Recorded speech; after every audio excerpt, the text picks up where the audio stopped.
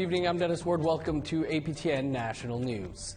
The Grand Chief of the Assembly of Manitoba Chiefs is facing serious allegations. Arlen Dumas is the top First Nations leader in the province. Reporter Kathleen Martins has been on the story, and she joins us now with some updates. Kathleen, thanks for being with us. First off, what are the allegations against Dumas? Dennis, it's an allegation of sexual assault. Winnipeg police say they received a complaint. They don't confirm that it is this particular complaint, but you know, the timing matches up. So it was leveled by a woman who works at the Assembly of Manitoba Chiefs, and she says this started on her second day already. She was feeling harassed and pressured, and she details in a letter to the AMC that she, it was not a good vibe, a toxic environment, and she doesn't get into the details around the alleged assault, but she says certainly there was an environment that seemed to lead up to it. Also, I want to say there is no criminal charge laid against Grand Chief Dumas. Her allegation has not been tested or proven in court. What does the Grand Chief have to say about the allegations? Well, I would like to speak with him. I have not been able to reach him. The AMC, which usually handles questions for the chief, didn't respond to my requests to speak with him. I sent last night and this morning. He hasn't been speaking with APTN since 2019, the summer, when we first did some stories about women that were alleging he sexually harassed them online. And so since then he's kept away from us, a low profile in terms of being around APTN, and I haven't had a chance to talk to him about this. And sometimes the AMC sends out releases, so I'm hoping they will do that again now that this allegation has become public. What does this mean? I mean, we know that Chiefs were meeting today. What does this mean for AMC as an organization? Right. Now, you mentioned the Chiefs are meeting. There's an executive council of Chiefs. They're meeting today in a hotel here in Winnipeg to discuss this. The complainant put her allegation, her information about this toxic work environment that I spoke about earlier. She put them in a letter, and she sent it to the Chiefs this week. And so we're told that they are meeting, and we went down to the hotel. We saw some proof that they are meeting there today, and to talk about this letter. It will be interesting to hear what their response is, because when this first issues around sexual harassment online blew up around the chief in 2019.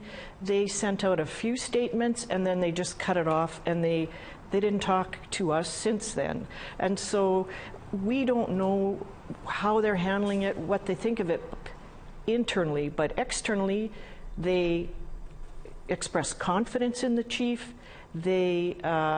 His term was up in 2020, and they extended it by a year instead of holding an election during the pandemic. So they have shown a lot of confidence in him. And as I mentioned earlier, it's only an allegation. There is no criminal charge laid, and so he is innocent, of course, at this time. Kathleen, this, like you say, isn't the first time that these types of allegations have surfaced. What's been the response to the story? Well, we love it when our phones blow up, when people have tips to share, and that's what happened to me today. It's been triggering for a lot of women in particular who have gone through similar things, not necessarily with the chief, but just in their own lives or with others. Somebody reached out to me to say that, it's important to see these stories in the media, because she felt that violence against Indigenous women is often normalized, especially in her community. And she said it's important to show that violence is not okay of any kind, right? If it's online or in person, physically. And so she was disturbed by what's in the story, triggered by it, but also felt that shining a light on this issue will help bring it in the open and get more people talking about it. Hopefully as well, AMC to talk about it and address it. Kathleen, appreciate you and your reporting on this, but we'll have to leave it there. Thanks so much. You're welcome, Dennis. Thanks. The Assembly of Manitoba Chiefs released a statement just a short while ago. It says they will engage a human resources lawyer to investigate in a way that is, quote, impartial, neutral, and objective, end quote. Grand Chief Dumas will be suspended for the duration of said investigation. The Executive Council will appoint an acting chief on Monday, March 21st, next week. You can read more of Kathleen's reporting on our website at aptnnews.ca. An Indigenous woman from Tuktoyaktuk, Northwest Territories, has launched a lawsuit against her doctor, who she says sterilized her without her consent. Her doctor has filed a claim of defense and denies the accusation. Our reporter Charlotte Moore-Jacobs has that story. An Inuk woman has filed a $6 million lawsuit alleging she was sterilized without her consent. APTN is withholding the woman's name due to privacy concerns and reminds viewers that none of the allegations have been proven in court. The woman is seeking $1 million in punitive damages from Dr. Andrew Kataska, along with $5 million from his employer, the Northwest Territories Health and Social Services Authority, along with other special damages. In her statement of claim, she says she underwent surgery at Yellowknife Stanton Hospital in July 2019 to remove a cyst on her right ovary, which was causing her abdominal pain. The claim states, during the surgery, the anesthesiologist, Dr. John Save, noted the following irregularities performed by Dr. Kataska during the surgery. Dr. Kataska stated, "Let's see if I can find a reason to take the left tube." Dr. Kataska removed the plaintiff's left fallopian tube and the left ovary, despite the plaintiff's wishes and the signed consent form. Dr. Save and the registered nurse present reminded Dr. Kataska that the plaintiff did not consent to the removal of the left fallopian tube and the left ovary. Dr. Kataska also queried her husband on whether he would be seeking a vasectomy. Dr. Kataska continuously mentioned that the plaintiff and her husband already had 3 children. Both the plaintiff and her husband indicated that they did not want, nor were they seeking any form of permanent birth control. To the contrary, the plaintiff informed Dr. Kataska that she and her husband were considering having more children. APTN reached out to Dr. Andrew Kataska, who said he was unable to comment. However, a statement of defense had also been filed with the court. According to the statement of defense filed by Dr. Andrew Kataska, N.W.T. Health and Social Services Authority, as represented by the Commissioner of the N.W.T., Dr. Kataska acknowledges owing the plaintiff a duty of care, but denied he breached the standard of care required. Dr. Kataska states that he exercised appropriate medical judgment and made the determination to remove the left fallopian tube based on the circumstances and in the patient's best interests. The consent obtained from the plaintiff was, under the circumstances, fully informed. During the visit with the plaintiff, Dr. Kataska was assured by the plaintiff that she and her husband did not wish to have any more children, as she was 37 years of age and had 3 children already. The woman's lawyer, Stephen Cooper, says his client has suffered since the surgery. She's struggling with the media coverage. She's struggling with the assault itself, as she sees it. And she's struggling with the fact that this has a permanent impact on an aspect of her life which was critical to her history and her culture. Today it's considered an act of cultural genocide. This civil claim is separate from similar Southern class action lawsuits like that in Manitoba and Saskatchewan involving sterilization of Indigenous women. Cooper is also involved in a proposed class action lawsuit regarding Indigenous women sterilized without their informed consent in Alberta's public hospitals. He says the context of the case is crucial. Is a history of doctors and a support structure and system which supported the sterilization by coercion or subterfuge of Indigenous women. Now, sometimes this was done with the knowledge of, but not the freely formed consent of patients of those doctors. And sometimes it was done more like we say this was done, which was the person is completely under, and in spite of and in the face of instructions otherwise. Charlotte Mort-Jacobs, APTN National News, Yellowknife. To Saskatchewan now, and the mother of a baby found dead in Prince Albert last month has spoken to reporters for the first time today at a news conference in Saskatoon. Kyla Frenchman was arrested by 2 Prince Albert police officers on suspicion of being impaired when they responded to her 911 call last month. Just hours later, her 13-month-old son was found dead. Cage Brass, the father, has been charged with second-degree murder in connection with the infant's death. The Federation of Sovereign Indigenous Nations accused the officers who responded to the call of having failed because they did not contact social services or do a welfare check on the baby. The officers have been suspended pending the outcome of an independent investigation. Kyla Frenchman said that Tanner was a happy little boy and told reporters what she wants. To get justice for my baby. It's not right. No woman should ever have to go through this that I'm going through. Okay, time to take a quick break. Coming up, an update. We have more coming up for you after the break.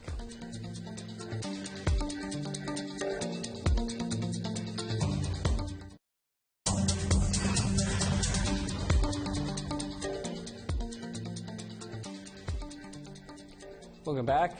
A late Yukon prospector will be the first black person inducted into the Canadian Mining Hall of Fame. Though he wasn't Indigenous, he led a fascinating life that was intertwined with the Indigenous community. Sarah Connors tells us it was a connection that lasted throughout his life. The late Peter Risby had a prolific prospecting career, but he was a man closely tied to the Indigenous community. His life story is remarkable. And Risby was nominated to be inducted into the Canadian Mining Hall of Fame by his daughter Tara. She says his story began in 1931 in Kansas, where he was born to a black father and white mother. To escape persecution from the KKK, his family fled to northern Alberta. They settled in a Cree community which welcomed the mixed-race family. Locals taught Risby how to hunt and fish, and he became fluent in Cree. And it really shaped who he was throughout his entire life, and he remained grateful to First Nations for the entirety of his life. At age 7, Risby was sent to residential school where he witnessed and experienced abuse. He escaped, returning back to his family's farm with the help of the First Nations community. The community helped to keep his whereabouts a secret. Authorities from the school came looking for him to return him back to the school, and so they kept him hidden. Risby later became interested in prospecting while rooming with a geology student in Cassiar, BC. He began prospecting in the Yukon, where his skill and sharp mind led to a successful career. He went on to develop and operate the Indian River mine near Dawson City, which became a leading gold producer. But Tara says despite his achievements, Risby faced adversity as a person of color in a white-dominated field. So that's one of the reasons why he wanted to, create opportunities for other people of color, and particularly for Indigenous people, due to his upbringing among the Alberta Cree. Later in his career, Risby taught prospecting and mineral identification to Indigenous students. He also created opportunities for women to join the field. So in an era where, those kind of things were not commonplace, he really blazed a trail. The story of Peter Risby's life was just so remarkable. Pierre Graton is the president and CEO of the Mining Association of Canada. He says the Mining Hall of Fame has a long way to go in terms of diversity. He hopes Risby's induction will inspire young people of color to pursue mining as a career. Definitely within the Canadian community, we are still our demographic is still pretty limited. We need to change that. An award will be presented to Risby's family at an induction ceremony in August. Tara says she's thrilled her father is getting the recognition he deserves. for him to be the first Black person to be inducted is just, you know, another level. And we're just so proud of him and so excited. Sarah Connors, APTN National News, Whitehorse. Great story. Time for another quick break, and then it's Sports with Stranger. Stick around.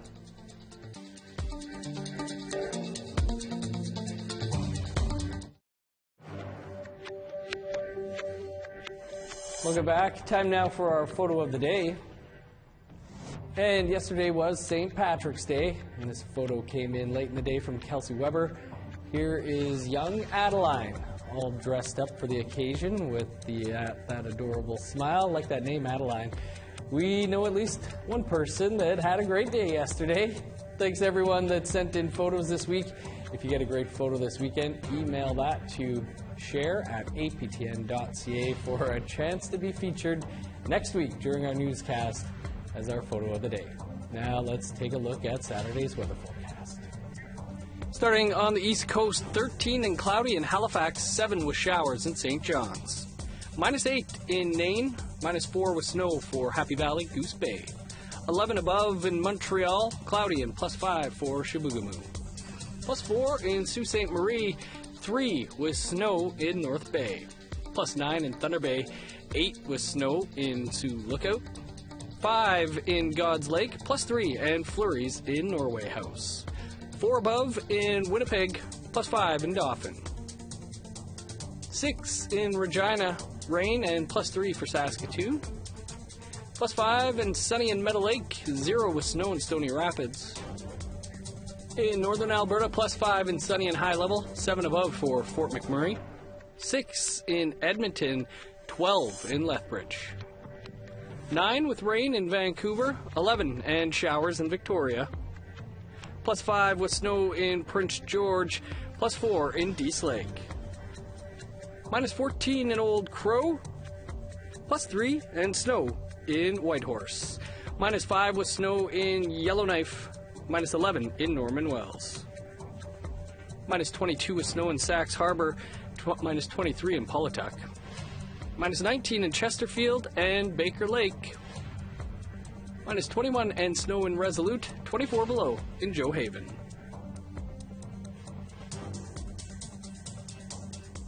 It's Friday, and that means we've got another segment of Sports with Stranger for you today.